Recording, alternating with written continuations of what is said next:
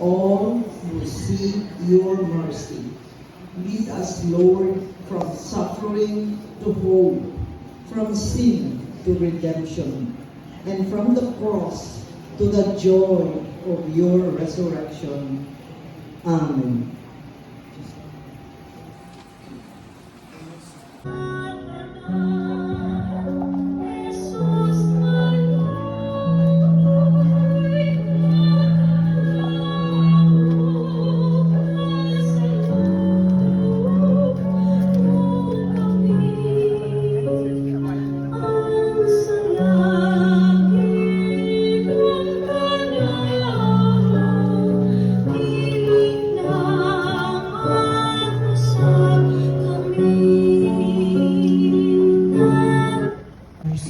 How often do we condemn others instead of showing them Christ's love?